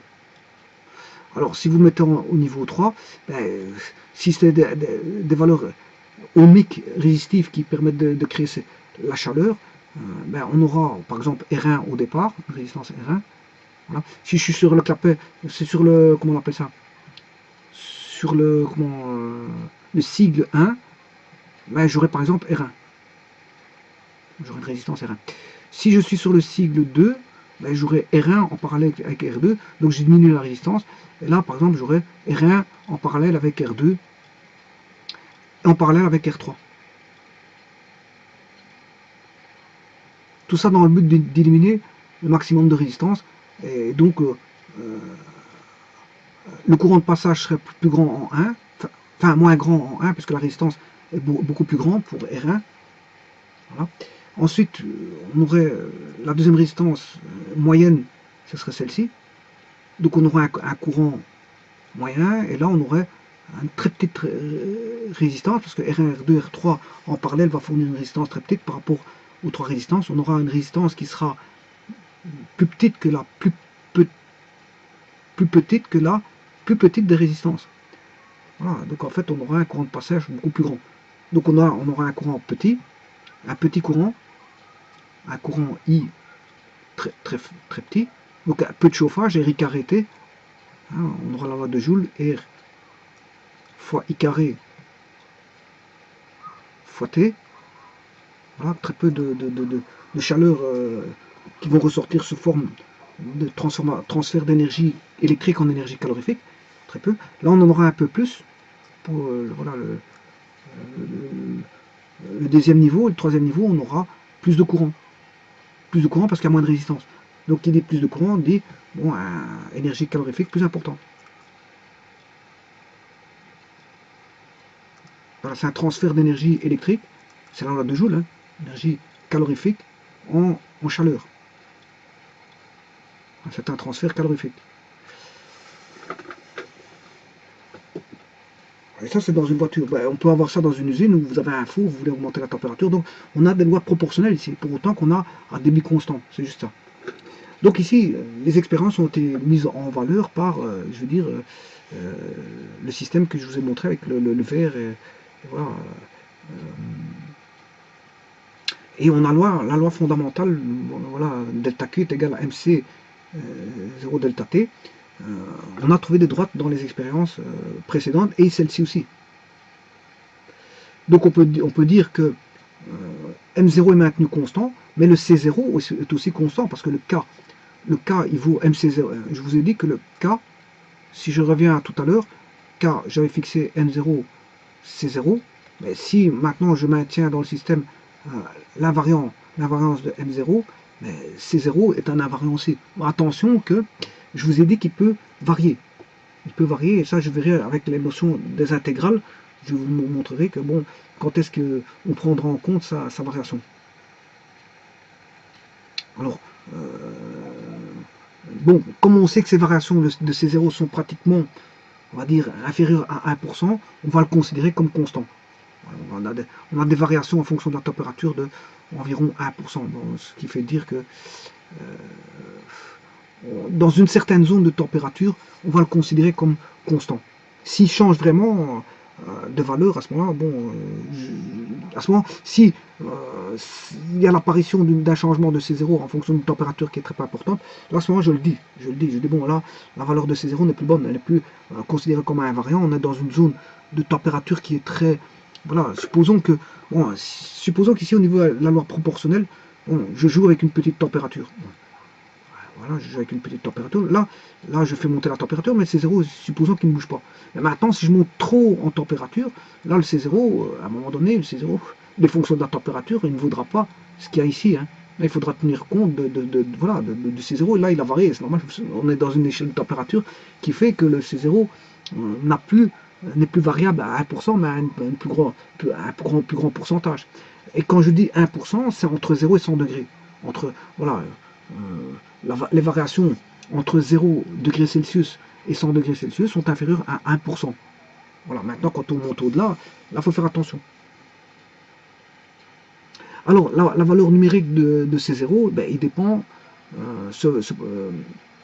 Il dépend juste de l'unité, hein, de quantité de chaleur qu'on adopte. Ça, vous le savez très bien. J'ai fait des exercices, je vous montrais que le C0 dépendait, bon, je veux dire, des unités. Alors, je peux vous montrer quelques unités de C0. On va prendre le C0. Alors, le C0, on vient de dire que c'est, donc d'après la loi de la calorimétrie, delta Q égale M. Je vais mettre M et non plus M0. Maintenant, bon, simplement, je vais mettre C0 pour dire que c'est de l'eau. Avant, je mettais M0 pour dire que c'est la masse initiale, voilà, d'eau, et la comparer par rapport à une masse moitié ou quart, voilà.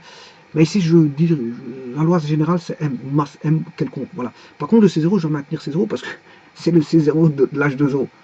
Je maintiens ici voilà, de l'eau. J'ai de l'eau, donc c'est le C0 de l'H2O. Alors là, on a la variation de température. Alors, que vaut le C0? Ben, le C0, c'est delta Q sur M delta T. Voilà. Alors, on peut exprimer ça en joules par gramme et par degré Celsius. En joules, par kilo et par degré Celsius. Mais alors à ce moment, il faut diviser par 1000, hein, ici. Ici, il faut diviser par 1000. Voilà. Alors, on a en joule, kilojoule, voilà, par kilo et par degré Celsius. Voilà. Celui-ci correspond à celui-ci. Voilà. Parce que j'ai fait fois 1000, j'ai fois 1000 ici, voilà, et fois 1000 ici. Ouais, quand je dis qu'il faut diviser par 1000, pourquoi je dis qu'il faut diviser par 1000? Parce que là, le 1000, il se retrouve au dénominateur. Hein. Voilà, 1 kg, c'est 1000 grammes. Et 1000 grammes, il est au dénominateur, donc il faut diviser par 1000. C'est pour ça que je dis qu'il faut diviser par 1000 ici. Pour passer de cette unité-là à celle-là, il faut diviser par 1000, parce que le 1000, il se trouve au dénominateur. Donc il faut diviser par 1000. Voilà. Par contre, celui-là et celui-là, il est le même. Voilà.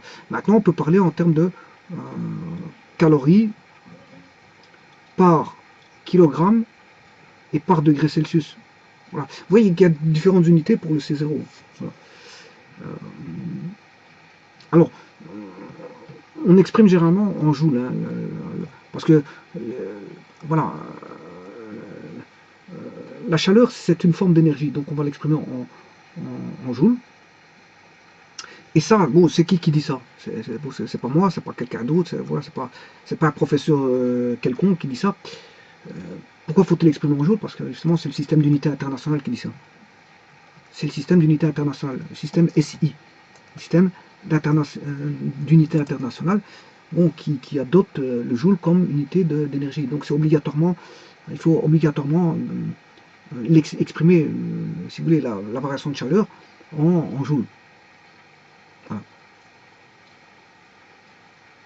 Alors, si je l'exprime en joules, ben, comme on a affaire à de l'eau, le C0, rappelez-vous, c'est le C0 de l'eau, hein, ben, il vaut 4,18, et ça j'ai déjà fait les calculs, 4,18,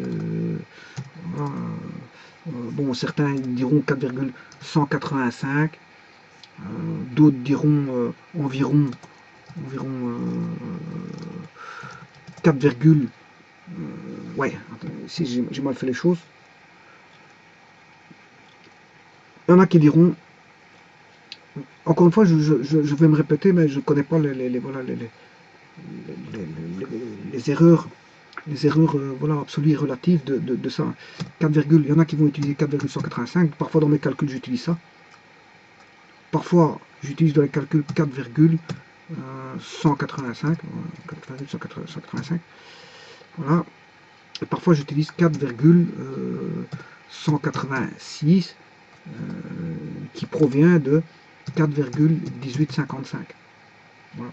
Et justement, l'historique des différents savants, il y en a un cas. Les premiers ont trouvé 5 et des, bon, c'est ça qui a fait l'étude sur le canon, un des premiers qui s'est posé des questions sur l'équivalent mécanique de la chaleur. Il a trouvé 5. Bon, ensuite, il y en a un qui est repassé à 3. Puis il y a Joule qui est repassé à 4 TD. Voilà. Et puis, bon, là, ça donne avec une certaine précision, mais je ne connais pas la précision voilà, de ces différentes mesures. Donc moi, il m'arrive d'utiliser 4,184, parfois 4,185 et parfois 4,186. Bon, c'est vrai que quand plus la chaleur augmente, plus la chaleur augmente, si vous utilisez de l'eau, eh bien 4,185, si vous multipliez par un coefficient grand, ben vous aurez l'erreur sera d'autant plus grande ici. Hein. L'erreur s'agrandit fatalement, plus, plus, plus les valeurs sont grandes, plus l'erreur s'agrandit. Ça c'est normal, c'est tout à fait normal. Voilà. Et je ne connais pas les erreurs voilà, de tout ça. D'ailleurs, à C4, il faudrait que j'aille sur Internet pour voir les erreurs provenant de quel laboratoire aussi, parce que bon, faut que je me mette à l'esprit que bon, il ne faut pas que ce soit... bon, moi, comme j'ai toujours dit, je me fie à ce que je vois, c'est-à-dire que je fais confiance, je n'ai pas de laboratoire, comme j'ai dit, pour mesurer tout ça. Je ne mesure rien du tout, parce que je n'ai pas de laboratoire, tout simplement pour ça. Mais je ne sais pas qui a donné ces valeurs-là, et sur quelle précision, parce que bon, on peut utiliser 4,184, 4,186 ou mitoyen entre 484 et 486, 4,185. Mais maintenant, les erreurs, je ne les connais pas. Bon, certains utilisent 4,186, je ne sais pas pourquoi, ils n'ont jamais dit voilà, leur précision à laquelle ils estimaient le 4,186. Je n'en sais pas plus. Je n'en sais pas plus. Voilà. Bon, et alors, bon, là, le C0, bien sûr, c'est je peux le mettre en kilojoules, en joules. En kilojoules, si je mets en kilojoules, qui est l'unité d'énergie, je vais mettre par kilogramme et par degré Celsius. Alors, bon, j'aurais pu mettre des joules par gramme et par degré Celsius. Bon, et certains écriront ceci, des kilojoules, kilogramme moins 1, exposant moins 1, voilà, kilojoules, kilogramme moins 1, degré Celsius moins 1. Alors pourquoi ils écrivent ça? Ben, c'est parce qu'en fait c'est pour pas pour éviter que certains ne se trompent à ce niveau-là. Regardez bien. Normalement, la meilleure des écritures, est-ce qu'on peut écrire ceci? Ben, pour qu'il n'y ait pas de mal. Oui, c'est grand J. Hein. J'ai mis un petit J là-bas, bon, c'est un grand J, je m'excuse. Enfin bref, vous corrigerez vous-même. Voilà, c'est KJ avec un grand J, pas un petit. Parce que j'ai été mettre un petit J ici, voilà. Je me suis trompé, c'était un grand J. C'est un grand J. Voilà. Kilojoule. Normalement, il faudrait mettre une parenthèse. Voilà, pour dire que voilà, c'est des kilogrammes par degré, pour éviter tout amalgame dans les unités.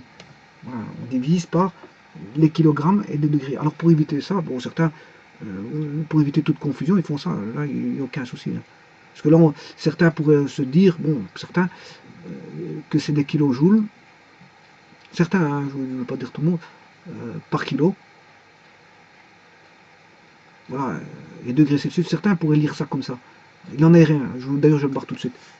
Alors pour éviter ça, ben, et pour éviter d'alourdir les écritures avec des parenthèses comme ceci, ben, on se met d'accord que ceci, c'est ceci. Il n'y a pas d'amalgame. Mais vous pouvez écrire comme ça, hein. Bon, c'est pas un problème, ça, c'est bon. C'est bon, c'est parce que bon, c'est pour éviter certaines confusions pour certains. Et quand vous êtes sûr de vous, vous pouvez mettre ça, vous savez ce que ça représente. Hein. Voilà. Et donc ça c'est 4,18, bien sûr à 15 degrés. Hein. 4, voilà, tout ça c'est à 15 degrés. Enfin, du moins, en tout cas, le 4,18 ouais, 4,18 à 15 degrés, ouais, tout ça à 15 degrés.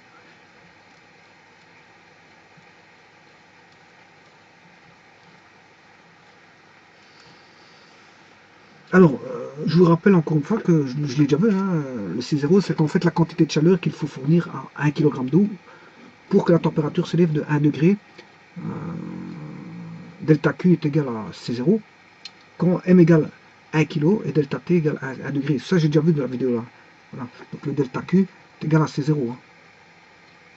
Delta Q, je l'ai déjà fait une vidéo, hein, je vais bien la refaire ici pour à la va-vite. Donc on a M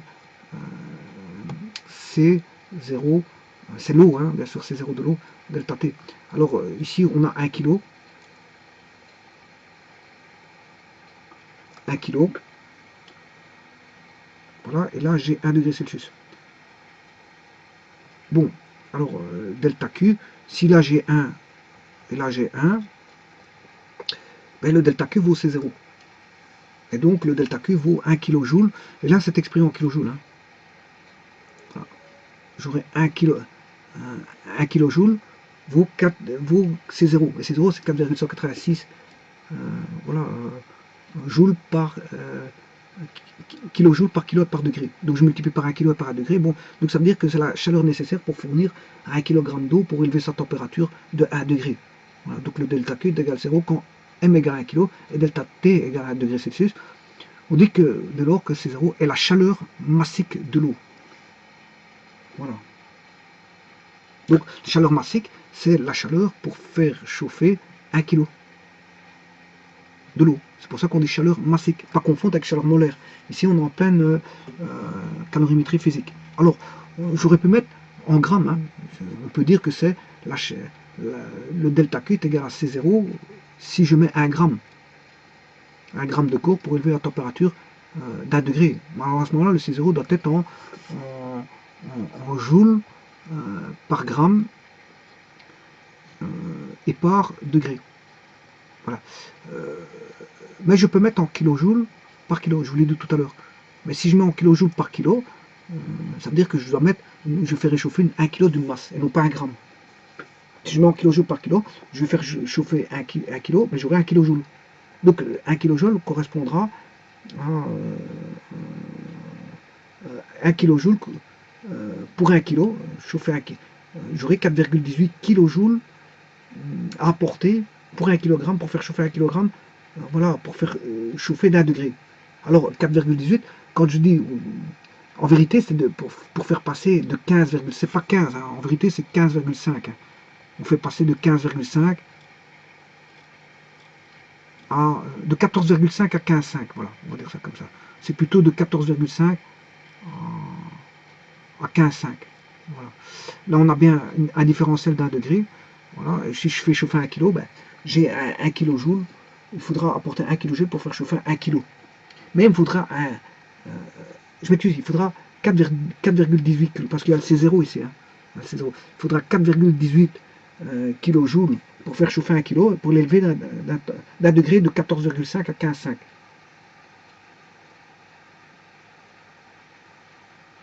Non. Oui, c'est ça, c'est ça. Mais je crois que c'est 15 degrés. 15 degrés, voilà, c'est ça.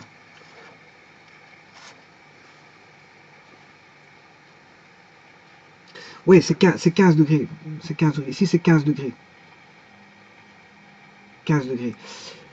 C'est à 15 degrés. Pourquoi? Parce que le 14,5 à 15,15, ça c'était la calorie. Je m'excuse, je fais une confusion avec la calorie. Voilà. Et maintenant, je vais vous dire la calorie. C'est vrai que, bon, ça c'est à 15 degrés. Je m'excuse, c'est à 15 degrés. Parce que là, parce qu'avant, ils ne connaissaient pas encore la nature réelle de la chaleur. Et à ce moment-là, ils avaient une unité qui était la calorie à l'époque. Donc, voilà. On disait que la quantité de chaleur nécessaire pour élever la température d'un gramme d'eau de 14,5 à 15,5 était l'unité de quantité de chaleur qu'on appelait une calorie. La calorie valait C0, 4,18. Voilà. Ben voilà, c'est équivalent. C'est équivalent. C0 est égal à 1 kilocalorie par kilo. 4,18 c'était une calorie. Bon, voilà. Donc c'est bien de 14,5 à 15,5. Que vous prenez 14, 15, peu importe, vous aurez toujours voilà, l'équivalent de la calorie qui vaut. Mais ça j'ai fait une vidéo, hein, bon je ne vais pas revenir là-dessus.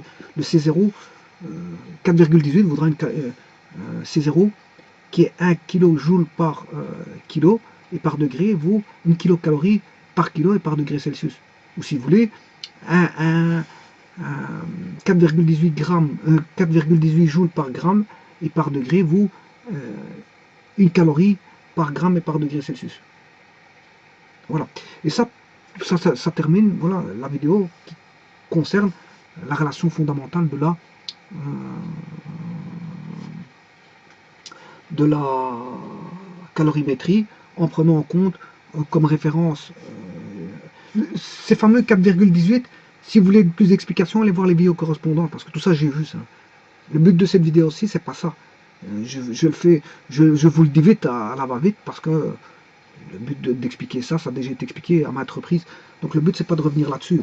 Vous allez voir les vidéos, vous allez tout comprendre correctement. Il y a des vidéos qui ont été faites, j'ai pris mon temps pour bien expliquer tout ça. Donc c'est pour ça que je l'explique à la va-vite. Bon, allez revoir ces vidéos-là. Voilà. Donc le delta Q, c'est quoi? En gros, allez voir les vidéos, je résume, le delta Q, c'est la chaleur nécessaire pour élever 1 kg d'un degré. Ou, si vous voulez, le delta Q, c'est aussi la chaleur nécessaire pour élever 1 gramme, 1 joule, enfin, la chaleur nécessaire pour élever 1 gramme à 1 degré, d'un degré Celsius. Voilà. Il y en a qui sera en kilojoules, fatalement, parce que si on a utilisé le kilo, on aura des kilojoules. Si on a utilisé des kilogrammes, la chaleur pour élever 1 kg, ben, on aura un résultat en kilojoules. Si on met des grammes, on aura le résultat en joules. Voilà. Et ce résultat, c'est 4,18. 4,18. Voilà, c'est le C0. Donc, cette fameuse chaleur que pour apporter 1 kg ou 1 gramme, bon, cette chaleur va s'exprimer en kilojoules ou en joules, en fonction qu'on a 1 kg ou 1 gramme, eh bien, cette chaleur vaudra 4,18, soit joules par gramme et par degré, ou soit 4,18 kilojoules par kilo et par degré. Voilà. Et que la calorie, ben, ça a été défini comme étant C0. Donc delta, c'est la chaleur nécessaire pour élever la température d'un gramme d'eau de 14,5 à 15,5. On a bien un différentiel d'un degré. Voilà. D'un gramme ou d'un kilogramme. Hein. Parce que si je fais élever la température, la masse d'un... Si je fais élever la température d'un degré d'une masse d'un gramme, à ce moment j'aurai C0 égale 1 kilocalorie par gramme et par degré. Maintenant, si vous voulez élever la température d'un degré pour 1 kg, vous aurez C0 égale 1 kg, 1 kilocalorie par kilo et par degré. Voilà. Allez voir les vidéos, j'ai résumé à la va-vite. Ben, tout ça c'est bien expliqué. Vous n'aurez pas voilà, j'ai même fait les calculs, donc il y a tout. Tout est présent dans les vidéos, et ça, je résume juste ce qui a été vu auparavant. Voilà. Et ceci termine la relation fondamentale de la calorimétrie. Maintenant, tout est archi connu. Il ne reste plus qu'à vous expliquer par rapport à ce qui a été pris ici. On a pris un cours qui était l'H2O. Je vais indiquer ça.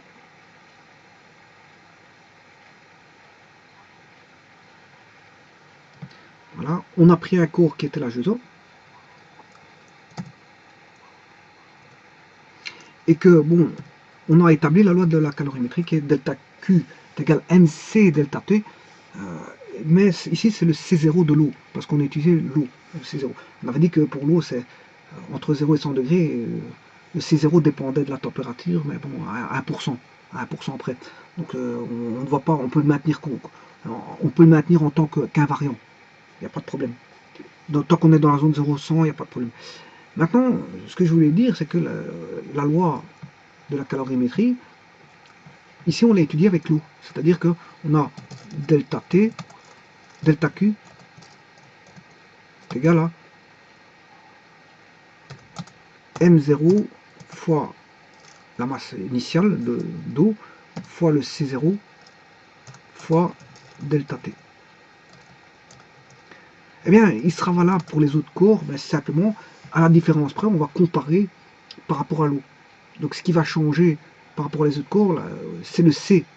Chaque corps aura sa chaleur spécifique, sa chaleur massique du corps. Donc on va comparer par rapport à voilà, le C du corps par rapport à C0. Une fois qu'on a le rapport, on a le rapport entre le corps et l'eau, on a déterminé combien de fois la chaleur spécifique du corps est plus la capacité calorifique du corps est plus importante ou moins importante que celle de l'eau. Donc on pourra se dire si elle accumule plus d'énergie calorifique pour une même variation de température d'un corps à l'autre en comparaison avec l'eau. C'est pour ça qu'on a inventé la calorie. Une calorie c'est pour l'eau. Une calorie c'est pour l'eau. On a une nouvelle base, une nouvelle unité qui est une calorie. Donc si on a 5 calories pour un autre corps, pour élever la température d'un degré d'un kilogramme de corps, on peut faire une comparaison. Hein. On va se dire, écoute, ce corps-là, bon, il est à 5 calories pour élever 1 kg. Alors que pour lui, il a une calorie. Donc ça veut dire qu'il peut accumuler 5 fois plus de chaleur que nous. Voilà. Donc on va faire des comparaisons. On va faire même des rapports qui est C sur C0. En étudiant le C du corps sur le C de l'eau, ben on pourra déterminer combien de fois, voilà, s'il est plus accumulatif de chaleur pour une même variation de température ou pas. Donc on va faire voilà, le rapport C sur C0. Ou voilà, en comparaison, on va faire le C du corps sur C0. Et il n'y a que ça qui va changer. En connaissant ceci, ben, la loi de la calorimétrie est toujours valable ici. Et alors là, on aura ben, un rapport qui va changer. C'est juste ça qui va changer. On aura le C sur C0 du corps, ben voilà, on aura un C du corps. Un C du corps. On aura un C du corps défini. On aura un C du corps. Mais la masse du corps, on aura la masse du corps, et non plus la masse d'eau, la variation de température du corps, bien sûr, et la variation de chaleur voilà, qui va en découler, ou qu'on apporte, soit, parce que qui va en découler, pourquoi je dis qui va en découler? La variation de chaleur peut être apportée à un système, hein. Donc la variation de température peut augmenter. Par contre, un système voilà, peut apporter de la chaleur au milieu extérieur. Voilà. Comment? Ben, par un transfert, en diminuant la température. Si on diminue la température, ben, voilà, voilà, en mettant en contact deux corps, ben, un transfert de chaleur et donc la température va chuter ici. Donc la cause c'est la chaleur. Et la conséquence, c'est la variation de température. Donc on peut faire un apport sur un système, on peut faire un apport de chaleur à un système, on peut mettre en contact un système à un autre sous-système de façon à évacuer la chaleur voilà, du système qu'on étudie. Donc on aura toujours cette loi-là pour les autres corps, quel que soit le corps. Mais maintenant, il faut que je définisse tout simplement le C d'un corps quelconque et non plus le C de l'eau. Ici a été défini le C de l'eau, mais qui a été déjà défini dans d'autres vidéos. Hein. Bon, c'est pas la première fois que je parle du C0. Hein. Voilà. Voilà, il y a une très belle vidéo qui a été faite et qui ne parle que de ça et qui vous démontre tout sur un nouveau calcul. Ouais. Voilà, je vous remercie.